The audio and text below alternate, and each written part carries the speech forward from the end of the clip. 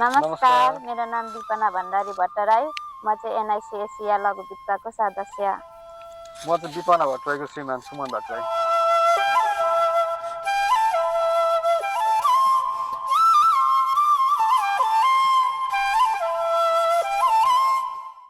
हाम्रो एनआइसीमा जोडिनुभन्दा अगाडि चाहिँ हामी अलिक केटाकेटी पनि थियौँ। अनि भर्खर बिहे भएको थियो है। अनि हाम्रो चाहिँ यसो बारीमा यसो खेतीपाती गर्थ्यौँ हामी।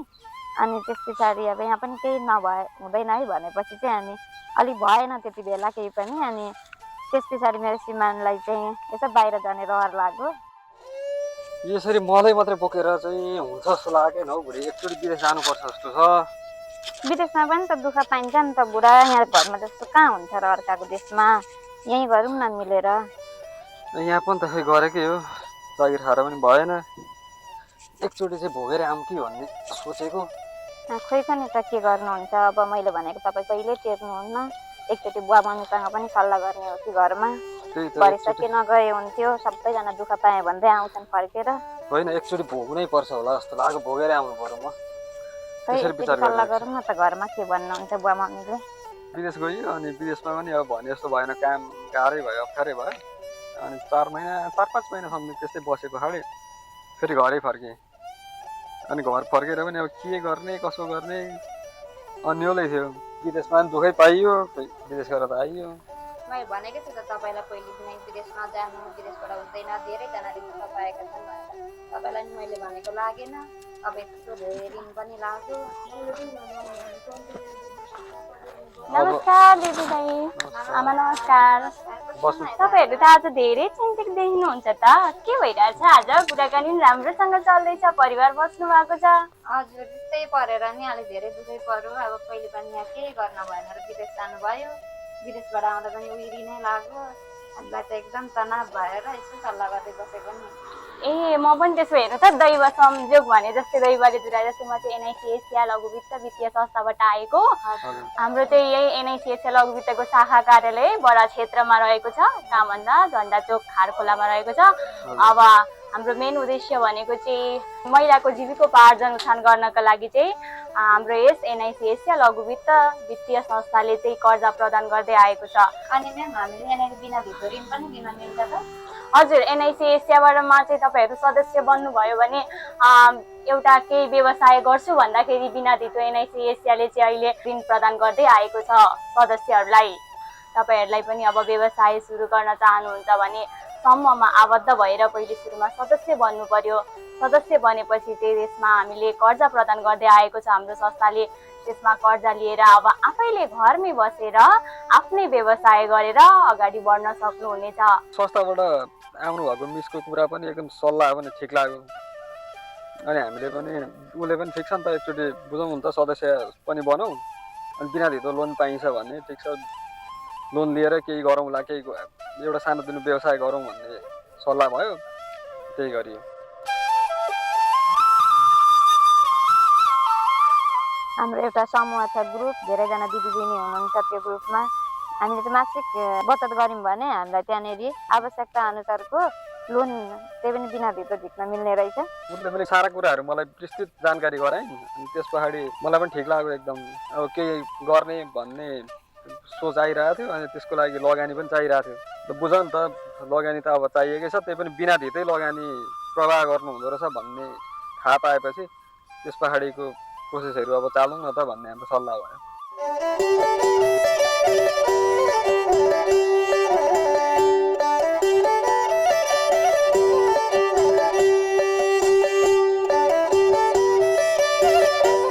हामीले चाहिँ सुरुमा त्यहाँबाट बिना धितो हामीले 3 लाख रुपियाँ ऋण निकाल्यौँ। अनि त्यस पछाडि हामीले चाहिँ सफारी किन्यौँ त्यो लोनले।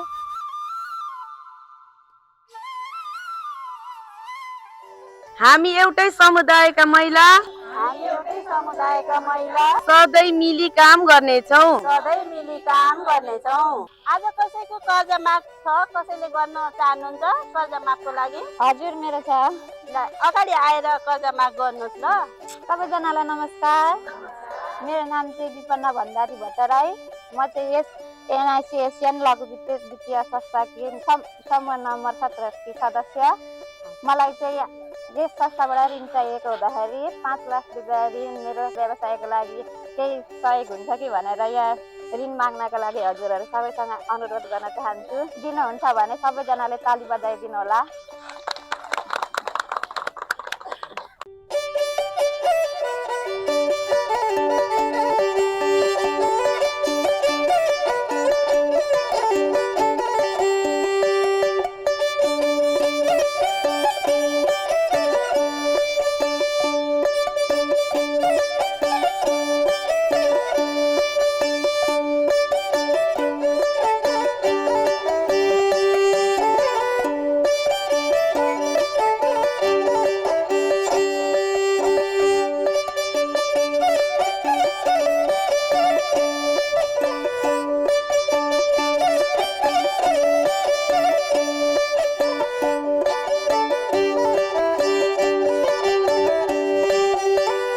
हामीले दोस्रोचोटि लोन भर्यौँ तब चाहिँ 3 लाख रुपियाँ लोन हामीले चुक्ता गरेर दोस्रोचोटि लोन भर्यौँ। अनि त्यस पछाडि चाहिँ हामीले एउटा कुखुरा फार्म खोल्यौँ। अनि त्यो फार्मबाट चाहिँ हामीलाई कुखुरा फार्ममा चाहिँ हामीलाई धेरै सजिलो भयो। किस्ता तिर्न पनि पुग्यो, यता हामीलाई घर खर्च पनि पुग्यो। अनि हामीलाई त्यो भएर एकदम सजिलो भयो नि त। त्यहाँ लगभित थिएन, अब त्यहाँबाट ऋण ननिकालेको भए त हामीलाई एकदम गाह्रो हुने।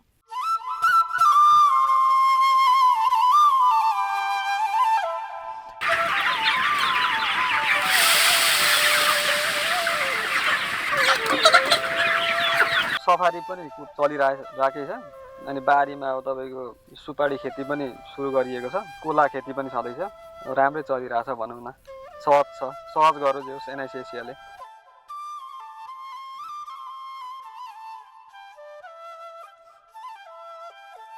हामी चाहिँ यहाँ पोखरी पनि छ, यहाँ नजिकै माछा पोखरी छ। यो पनि हामीले लोनबाट एकदम सुरु गरेको। त्यस पछाडि यता गाई फार्म छ हाम्रो चाहिँ।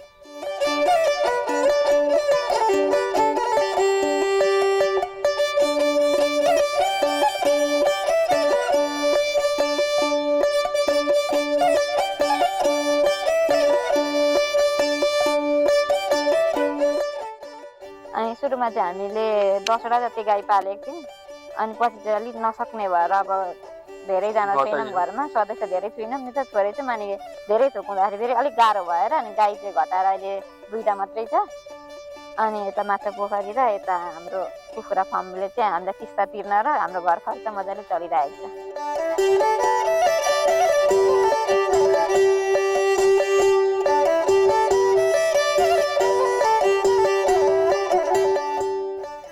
यस्तो 2जना भएपछि चाहिँ सजिलो हुँदो रहेछ क्या। सपोर्टिभ भयो भने चाहिँ काम गर्नका लागि सजिलो हुँदो रहेछ। अब घरमा साथ नदिने हो भने चाहिँ अलिक गाह्रो हुने यो कामलाई। होइन, बिहान एक झमट कुखुरालाई चारो पानी हालिन्छ। अनि त्यस पछाडि भनेको अरू काम त नर्मल छ, सजिलै छँदैछ, त्यस्तो छैन। बिहान र बेलुका कुखुरा टाइम दिने भनेको दिउँसो यसो पानी सानी थप्नुपर्ने हुन्छ, त्यस्तो गाह्रो छैन।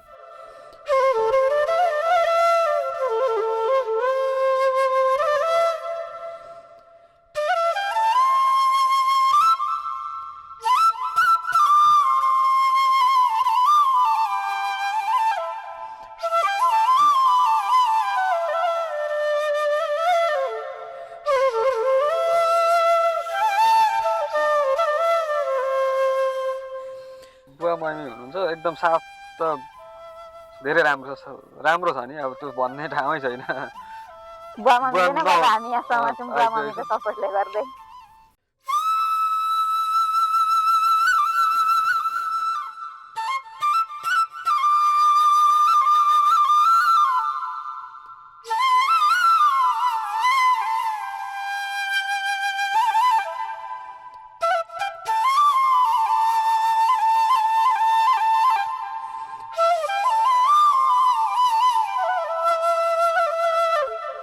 हामीलाई चाहिँ सुरुमा काम गर्दाखेरि चाहिँ हामीलाई यो कुखुरा, यो पोखरी, यो केही नलेजै थिएन, थाहै थिएन। अनि हामीले जब सुरुमा घरकै पछाडि ठ्याक्क खोर बनाएको थियौँ सानो, अनि हामीले जानेनौँ क्या त्यो कुखुरालाई चाहिँ फेरि गोबर हुँदैन रहेछ। हामी चाहिँ सुरुमा सबै गोबरले लिप्ने गरेर हाल्थ्यौँ कुखुरालाई गोबर चाहिँ एकदम त्यसको लागि चाहिँ हानिकारक रहेछ। अनि सुरुमा हाल्दाखेरि त धेरै मरो, 500 हालेको थियौँ भने 200-250 300 कुखुरा मरेरै जान्थ्यो।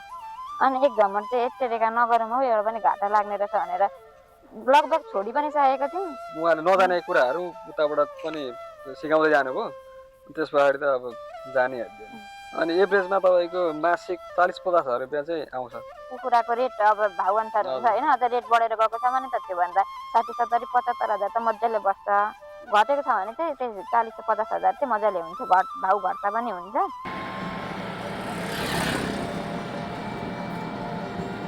अनि सफारीबाट चाहिँ बिहान बेलुका विद्यार्थी बस्छ र दिउँसो यताउति मान्छे बोक्दाखेरि 20-22 हजार चाहिँ त्यस्तै बस्छ है।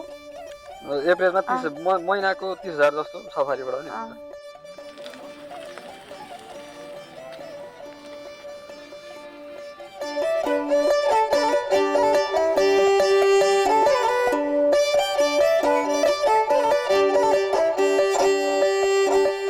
हाम्रो फेरि बिहान बिहानै दुध इटरी लानुहुन्छ क्या यहाँबाट चाहिँ हामीलाई लिटरको 65 रुपियाँ आउँछ भने इटरीमा चाहिँ हामीलाई लिटरको 90ले आउँथ्यो। उहाँ चाहिँ अब 90 रुपियाँ लिटरले गर्दाखेरि अब 30-40 लिटरको दिनको बस्छ नि त।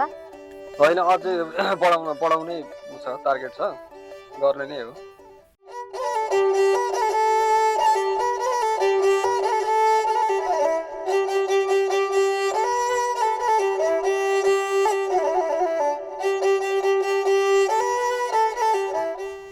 योजना अब हाम्रो चाहिँ योजना अब अझै ऋण अब हामी लिएर एउटा यो सफारीको ठाउँमा एउटा भ्यान लिनु पर्यो भनेर सोचिरहेको छौँ।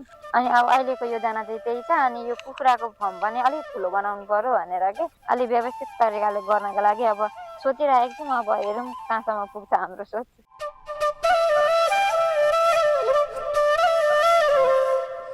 हाम्रो त अब धितोमा राख्ने केही छैन भने पनि हामीले एकदम सहज भयो नि त हामीलाई।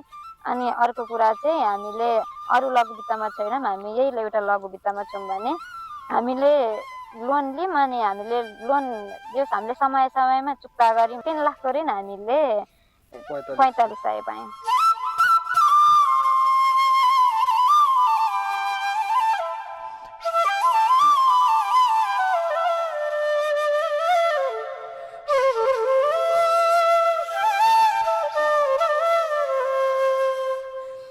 जस्तो यो अहिले यो आन्दोलन गरेर हामी तिर्नु हुँदैन, बचत पनि नगर्नु ऋण पनि हामी बिना गर्छौँ भन्ने यो भनाइबाट चाहिँ हामी टाढा छौँ। त्यो पैसा मैले लिएको लोनको पैसा चाहिँ तपाईँको कसको भन्दाखेरि त जनतैको हो नि त। म जस्तै एउटा बचत गर्ने मान्छेकै पैसा हो। त्यस कारणले गर्दाखेरि होइन खाएपछि तिर्नुपर्छ भन्ने चाहिँ मेरो धारणा थियो। छरछिमेकमा सबैले लिएको पैसा त हामीले तिर्नुपर्छ भने हामीले संस्थाले कुन संस्थाले हामीलाई अब यो पैसा नतिर्ने गरी दिएको है भनेर हामीलाई दिन्छ त? कसैले पनि दिँदैन नि त। हामी आफै खुद दिँदैनौँ भने हामीलाई संस्थाहरूले पनि त्यसरी पैसा दिँदैन। त्यो यो चाहिँ एकदम हावा कुराहरू नै। यसको हावा कुराहरूको पछाडि लाग्दाखेरि तपाईँ उँभो लाग्ने होइन, तल चाहिँ झर्नुहुन्छ। त्यही भएर यस्तो हावा कुराको पछाडि चाहिँ नलाग्नु होला। हामी पनि यस्तो कुरामा लाग्दैनौँ र तपाईँहरू पनि यस्तो कुरामा नलाग्नु होला।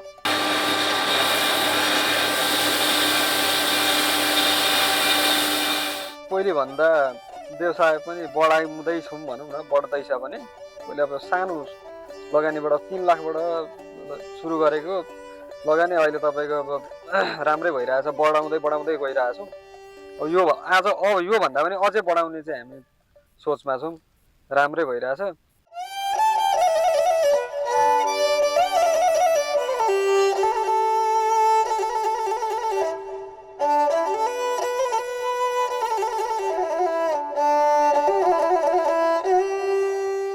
हाम्रो चाहिँ पहिले एकदम धेरै नाजुक अवस्था थियो है। अनि हामीलाई चाहिँ एकदम गाह्रो भइरहेको थियो। अनि जब हामी यो संस्थामा सदस्य बन्यौँ त्यस पछाडि हामीले यहाँबाट लोन निकालेर हामीले हाम्रो घरको व्यवसाय बढायौँ। अहिले हामी हाम्रो परिवार एकदम खुसी छौँ।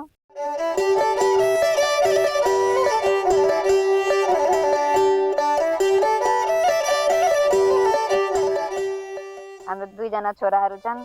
उनीहरूलाई अहिलेको समयमा उनीहरूलाई अहिलेको परिवेशमा हामीले राम्रो परिवेश दिइरहेको छौँ भनौँ न। शिक्षा दिइरहेको छौँ, उनीहरूलाई अहिलेको रहनसहन दिइरहेको छौँ। हामीलाई यही नै सबैभन्दा धेरै ठुलो कुरा हो।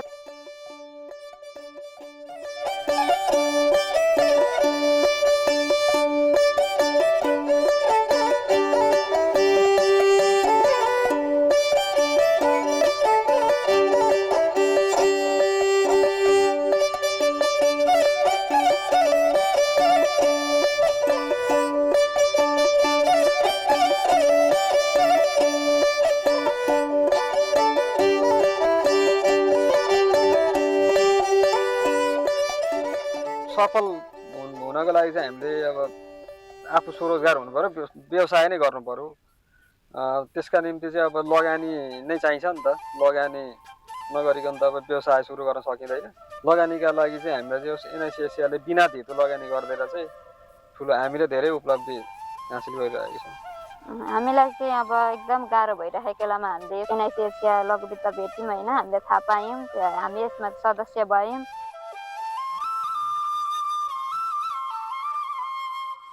हामीलाई चाहिँ यो लघुवित्त चाहिँ एउटै अहिले परिवार जस्तै भएको छौँ होइन।